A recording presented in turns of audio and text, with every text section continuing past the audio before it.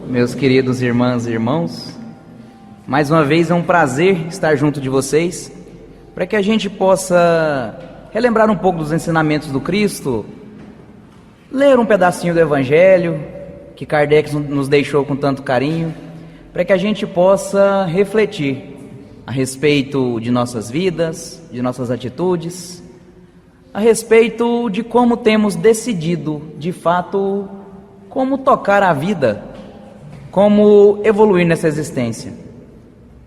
O capítulo dessa noite, o capítulo 16, não se pode servir a Deus nem às riquezas, vem nos alertar da importância de prevalecer em nossas mentes os ensinamentos religiosos de Jesus, os ensinamentos da moral do Cristo, e acima de tudo, que tenhamos desapego aqui com as coisas materiais, com os prazeres da carne e até mesmo com a nosso próprio corpo, a nossa própria vida aqui na terra, porque afinal aqui é muito passageiro, mas a gente tem o costume de viver como se isso aqui nunca fosse acabar.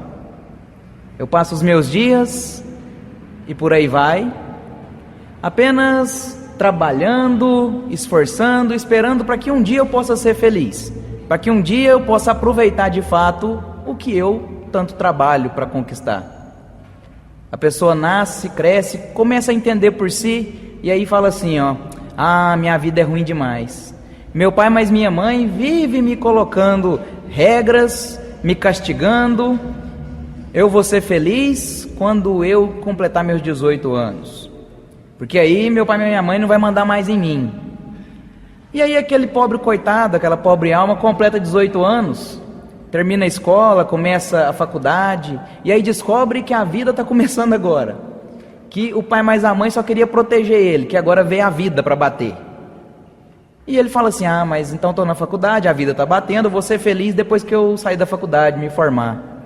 E aí ele forma na faculdade, e aí a faculdade mostra para ele que ele precisa também de um trabalho, e aí ele vai atrás no mercado de trabalho e começa a apanhar de novo, porque descobre que não é tão fácil assim conseguir um trabalho dos sonhos. E aí ele fala, não, agora eu vou ser feliz, agora que eu arranjei meu trabalho dos sonhos, depois que eu me casar. E aí ele conhece uma pessoa, começa a namorar, tudo lindo, e aí vem o casamento, e aí ele descobre que a felicidade não era ali já.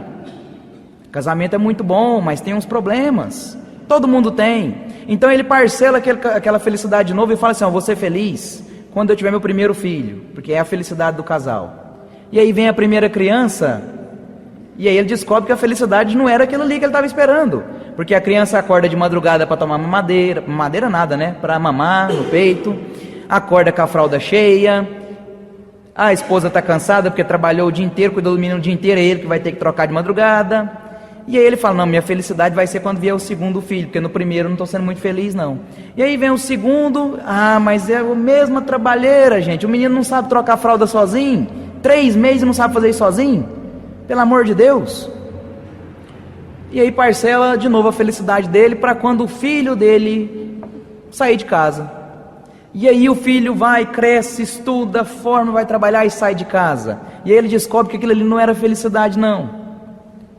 O filho foi embora e agora começa aquela sensação de sozinho, porque meus filhos estão para o mundo. E aí ele fala, minha felicidade agora é quando eu aposentar. Isso se eu aposentar, porque do jeito que está, cada dia que passa está mais difícil. E aí ele aposenta e descobre que não tem mais aquela força de quando ele tinha 30 anos.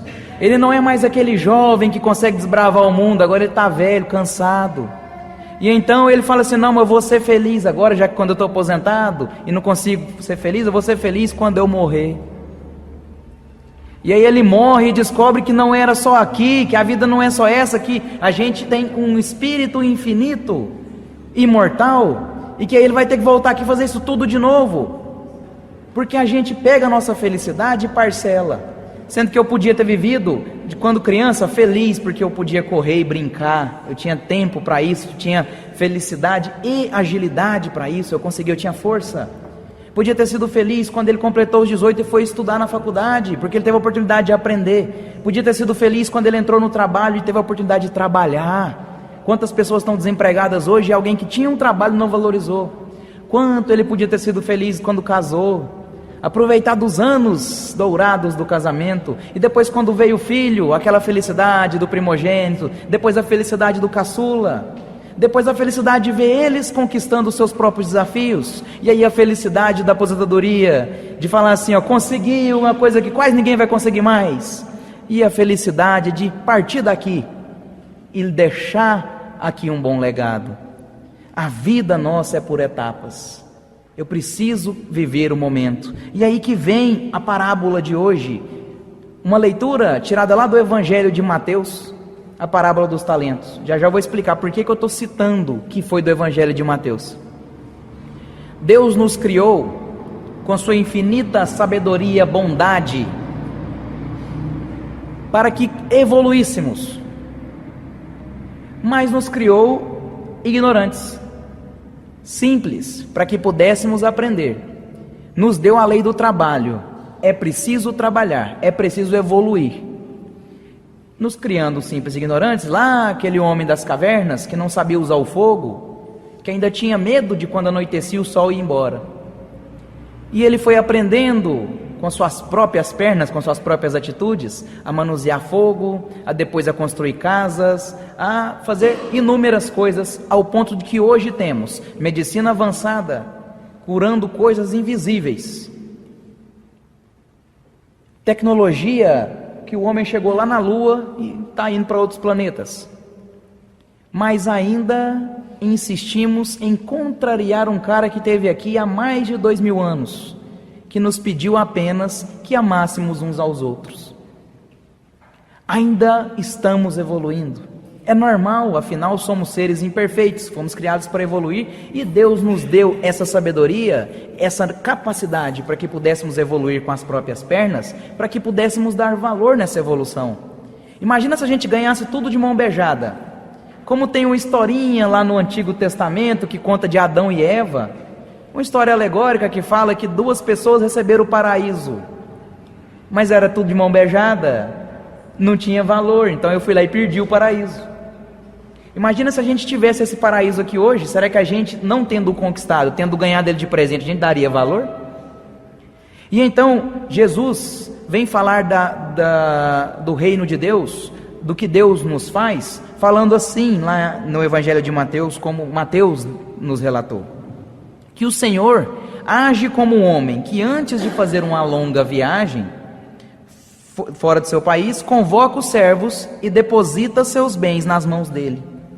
Havendo dado 5 talentos na mão de um dos melhores, 2 na mão de outro, segundo a capacidade, e 1 na mão de outro. Vou falar aqui bem no meu linguajar essa parábola, porque o linguajar de Jesus é muito sofisticado. E aí esse cara que recebeu 5 talentos, pegou esses talentos, foi lá para o mercado e começou a trabalhar esses talentos, adquiriu mais 5. Aquele que recebeu 2, foi também para o mercado, colocou esses talentos para trabalharem, fez virar mais 2. O que recebeu só 1, ficou com medo, pegou, fez um buraco no chão, e enterrou ele lá, deixou guardadinho, pelo menos eu não perco. Como que a gente pode entender esses talentos? Se a gente for parar para pensar o que são talentos, lá atrás, talentos a gente tem a mania de converter como se fosse uma moeda, como se fosse reais, mas na verdade talento era unidade de medida, era peso, porque a moeda se media no peso naquela época, era o ouro no peso, as produções agrícolas que se media no peso para a troca. Então cada um recebeu ali o peso na medida com que conseguia, com a sua capacidade, multiplicá-lo. Esse Senhor não ia dar para aquele que não tem capacidade 10 talentos, ou todos para alguém que não é capaz. Assim não é na nossa vida, no nosso trabalho. A gente recebe uma prova, né, lá no trabalho, faça isso, porque o nosso patrão sabe da nossa capacidade. Pode ser que talvez a gente ainda fala, não sou capaz disso não. Mas quando a gente esforça, porque a gente precisa, porque senão vai viver de quê? A gente precisa trabalhar, a gente vai lá e conquista. Então esse Senhor distribuiu 5 para um, 2 para um e 1 para outro.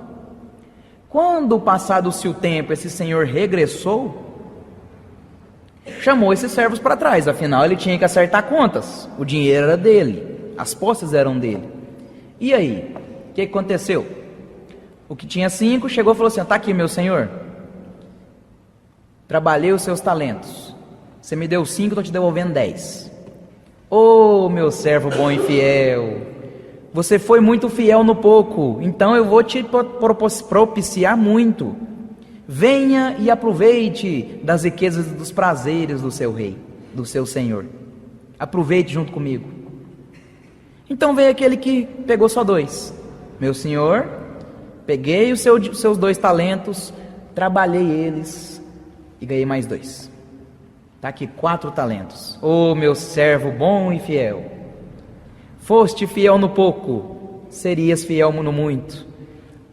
Te propiciarei mais. Aproveita das minhas riquezas e dos meus prazeres. Fica na felicidade do seu senhor. Aí chegou aquele que só recebeu 1. Teve medo, porque aquele que tinha 5 e 2 foi trabalhar o dinheiro, ele podia ter perdido. Afinal, a gente sabe disso. Não precisa ser nem um analista financeiro, nem um consultor de investimento para saber que se você pega R$5, empresta para alguém ou coloca ele em algum investimento, você tem um risco de perder, de sair sem nem os R$5, ou talvez ter que pôr mais dinheiro ainda. Então ele ficou com medo, não queria perder. O senhor dele era muito temeroso, né? Uma pessoa assim de grandes posses, e ele tinha medo de contrariar o seu senhor. E então ele disse: está aqui, você me deu 1 talento, eu sei que o senhor ceifa onde nada plantou, então toma o seu talento, porque eu fiquei com medo, enterrei ele na terra, você me entregou 1, está aí 1. Ah, mas aí o negócio esquentou. Servo mau e preguiçoso, chamou ele de preguiçoso. Não fostes fiel no pouco, tira o talento dele e entrega para o que tinha 10. Porque esse servo aí, nos dizeres do patrão, né, nos dizeres do Senhor, não serve, não presta. Faz com que ele vá lá para a prisão, ou vai para onde sofre, porque perto de mim eu não quero. Essas foram as palavras do Senhor, quando a gente traduz para o nosso goianês. Tira ele de perto de mim, que para mim não serve. Joga ele lá para os cachorros.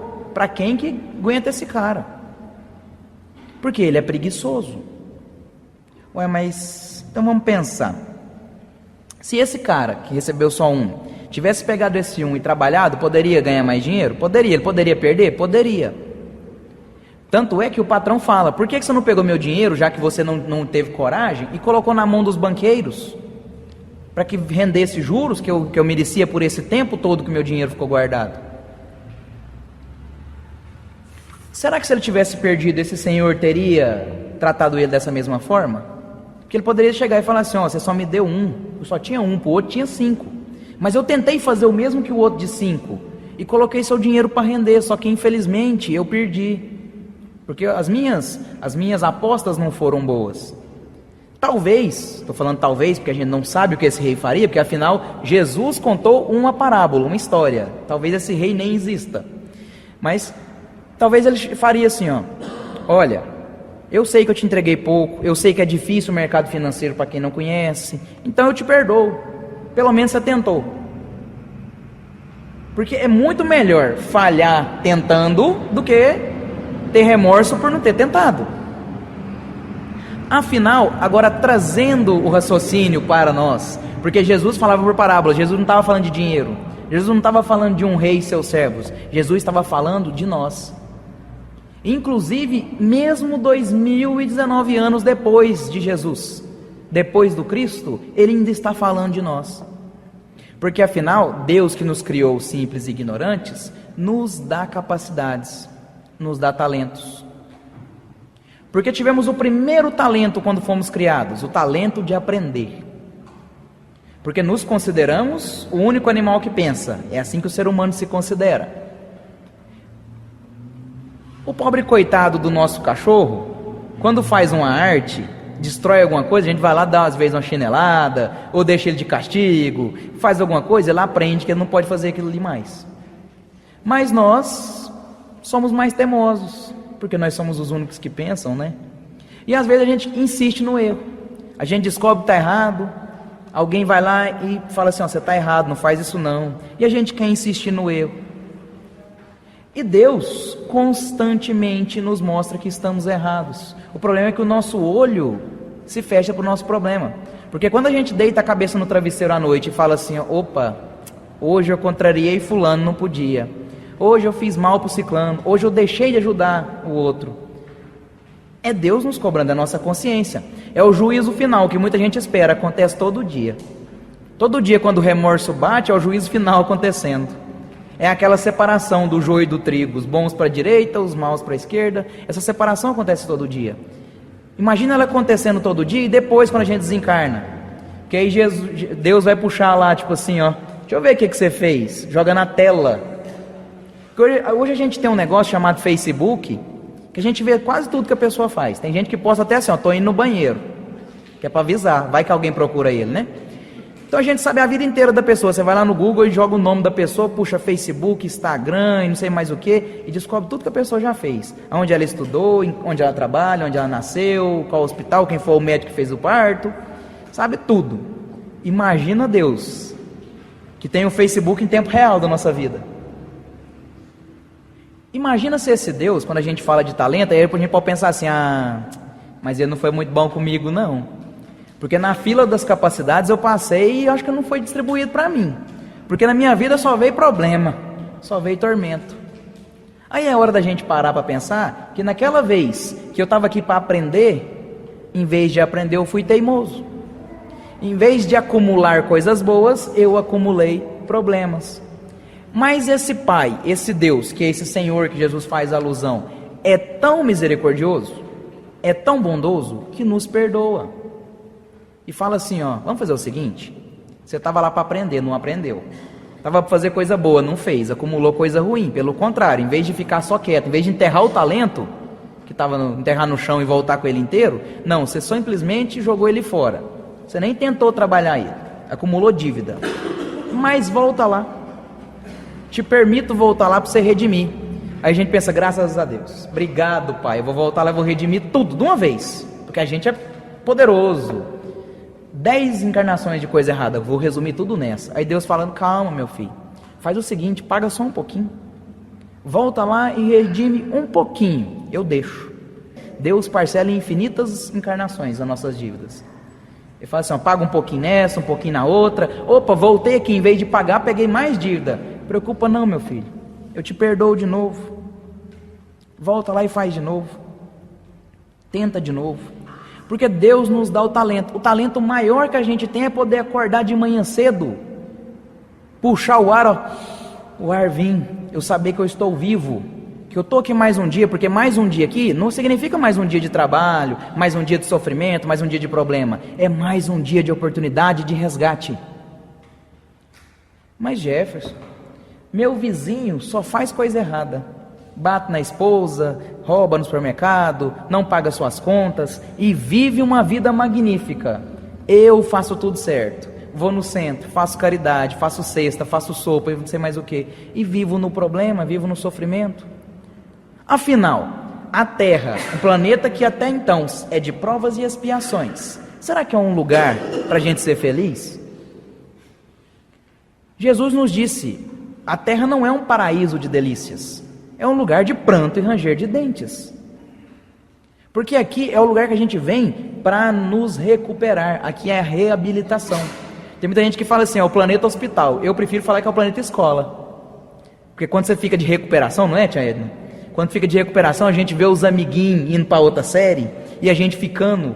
E aí, imagina 3 recuperação. Aí tá assim, os menininhos pequenininhos entrando na escola e eu já velho, barbado. Né? Os alunos chegam e falam assim, você que é o professor? Fala, não, eu também estou vindo para estudar. A professora chega mais nova que a gente, porque hoje as crianças vêm vindo para a Terra cada dia mais inteligente. O menino sabe, já nasce sabendo mexer no celular. O menino tem 1 aninho, já pega seu celular, vai lá no YouTube e sabe pôr a galinha pintadinha.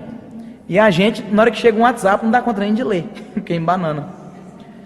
A cada dia que passa, vem vindo seres mais evoluídos e nós vamos ficando para trás. Até quando? Até quando vamos ficando para trás? Até quando que a gente vai esperar? Porque a gente é infinito. O nosso espírito não morre. Vamos ter 1, 2, 10, 1000, 1 milhão de oportunidades. Mas até quando que eu vou deixar esse Pai me perdoar? Ficar me dando oportunidades? Que dia que eu vou acordar que eu preciso é trabalhar, que eu preciso fazer o amor. Porque no final Jesus fala: porque todo aquele que já tem será dado e terá em abundância, mas quanto ao que nada tem, será retirado até o que parece ter.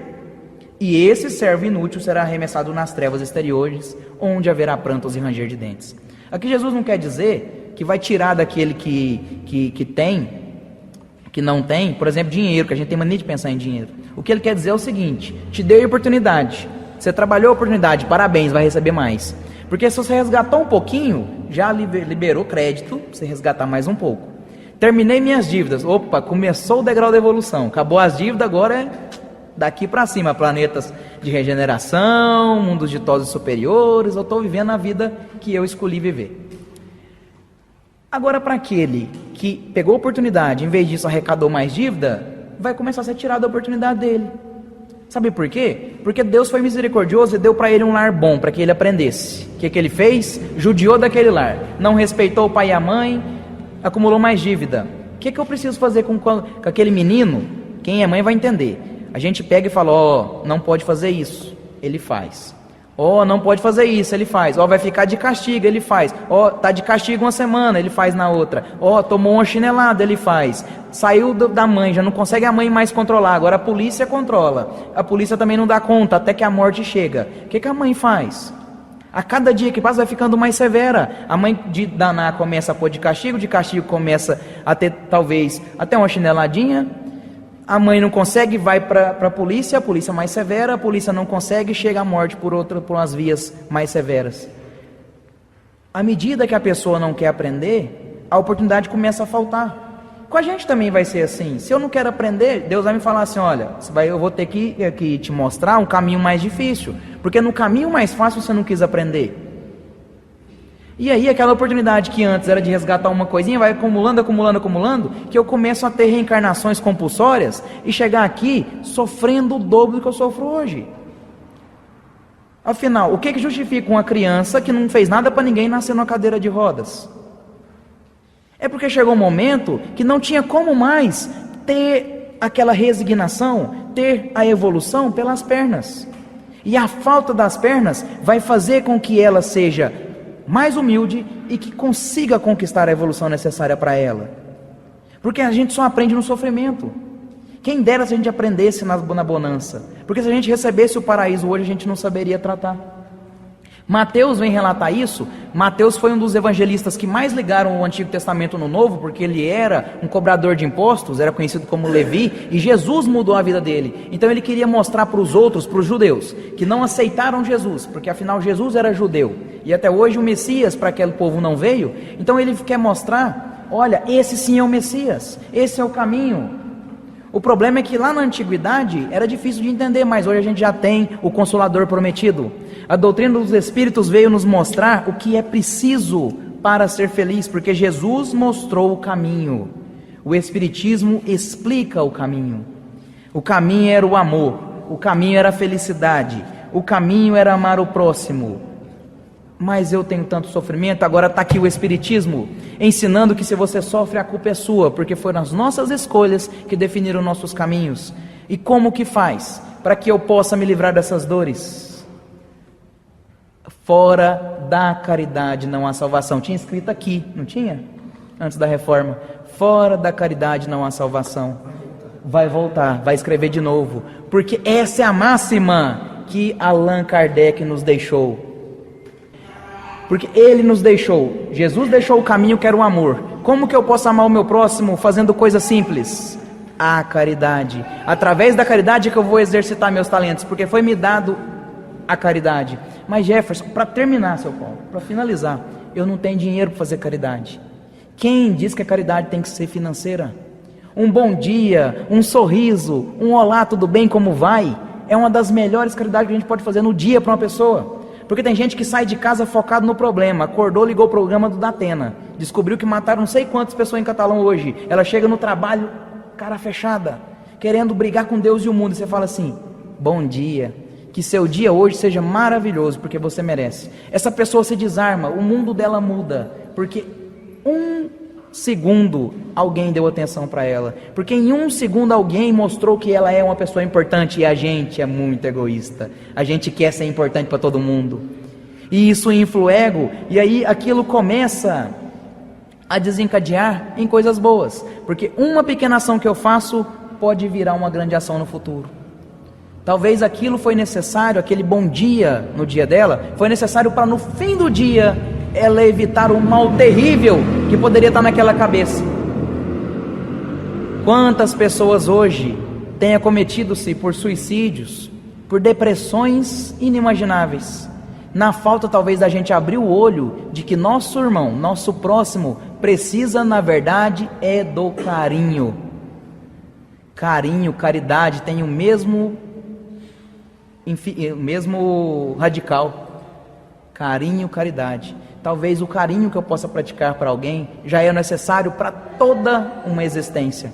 Então que a gente possa, quando eu digo a gente, somos todos nós, vocês, eu, todo mundo que está aqui, exercitar a caridade, exercitar o nosso coração para cada dia mais amarmos o próximo e sermos os caridosos. Porque quando Jesus vier nos encontrar falando assim, e aí, aprendeu a máxima? Fala, aprendi e pratiquei. Que Deus possa nos abençoar hoje e sempre, que assim seja.